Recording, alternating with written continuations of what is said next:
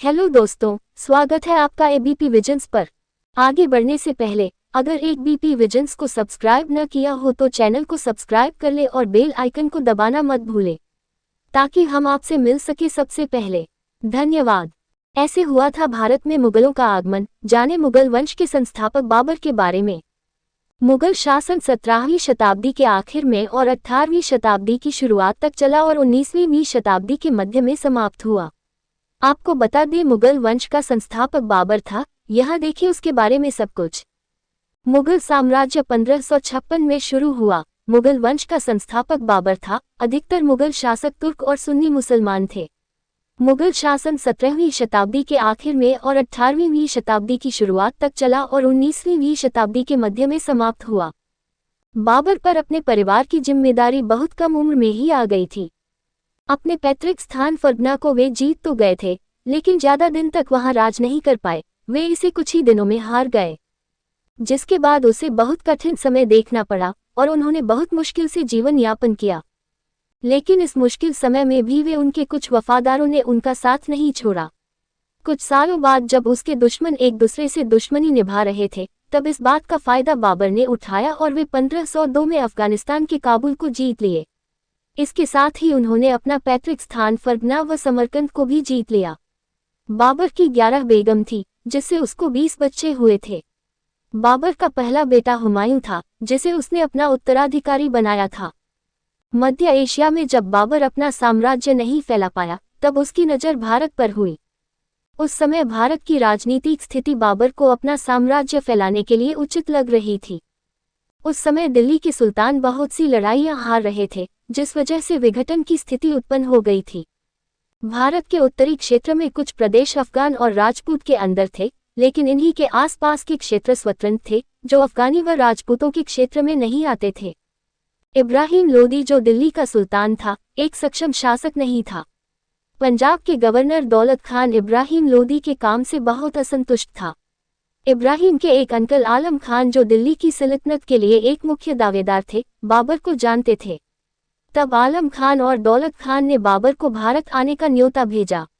बाबर को ये न्योता बहुत पसंद आया। उसे ये अपने फायदे की बात लगी और वो अपने साम्राज्य को बढ़ाने के लिए दिल्ली चला गया।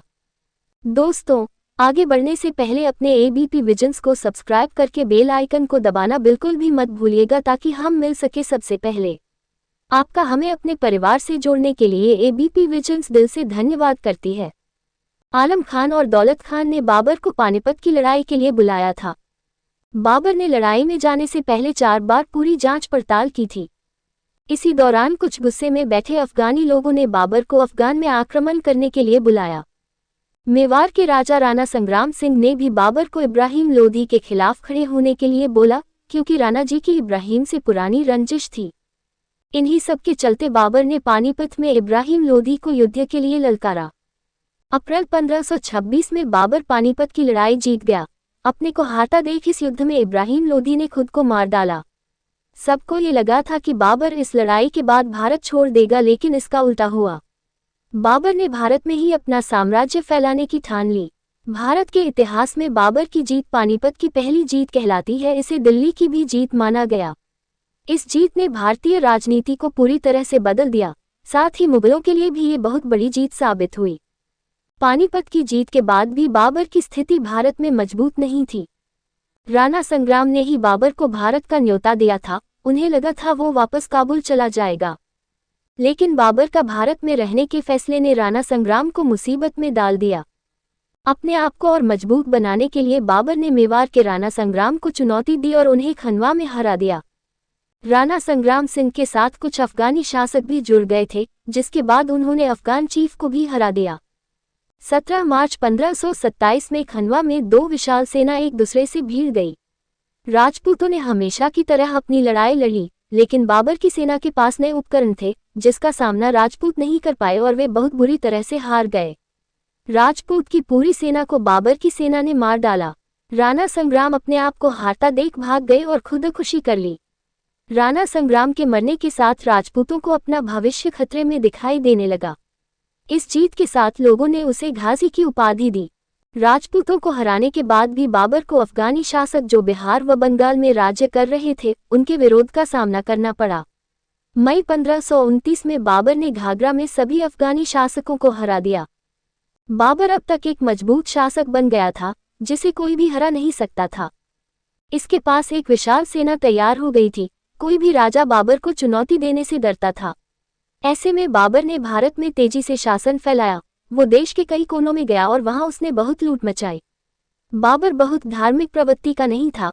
उसने भारत में कभी भी किसी हिंदू पर इस्लाम अपनाने के लिए दबाव नहीं डाला। आगरा, उत्तर प्रदेश में उसने अपनी जीत की खुशी में एक सुंदर सा गार्डन बनवाया। वहां उसने कुछ भी धार्मिकता को दर्शाने वाली वास्तु नहीं लगाई। इसे आराम बाग नाम दिया गया। मरने से पहले बाबर पंजाब, दिल्ली, बिहार जीत चुका था। मरने से पहले उसने खुद की किताब भी लिखी थी जिसमें उसके बारे में हर छोटी बड़ी बात थी। बाबर का बेटा हुमायूं था। कहते हैं जब वो 22 वर्ष का था तब एक भयानक बीमारी ने उसे घेर लिया। बड़े से बड़े वैद्य हकीम उसकी बीमारी को ठीक नहीं कर पा रहे थे। सबका कहना था भगवान ही कुछ कर सकते हैं। बाबर हुमायूं को बहुत चाहते थे। वे अपने उत्तराधिकारी को ऐसे मरते नहीं देख पा रहे थे। तब उन्होंने एक दिन हुमायूं के पास जाकर भगवान से प्रार्थना की कि वो चाहे तो उसकी जान ले लेकिन हुमायूं को ठीक कर दे। उसी दिन से हुमायूं की हालत सुधरने लगी। जैसे जैसे हुमायूं ठीक होते गया बाबर बीमार होते गया। सबने इसे भगवान का चमत्कार ही समझा। 1530 में हुमायूं जब पूरा ठीक हुआ बाबर को मौत हो गई। बाबर का अफगानिस्तान ले जाकर अंतिम संस्कार हुआ। हुमायूं इसके बाद मुगल शासक बने और दिल्ली की गद्दी पर राज्य किया। अगर आपको हमारा वीडियो पसंद आया है तो वीडियो को लाइक करें, एबीपी विजन्स यूट्यूब चैनल को सब्सक्राइब करें और बेल आइकन को दबाना मत भूलें ताकि हम आपसे मिल सके सबसे पहले। धन्यवाद।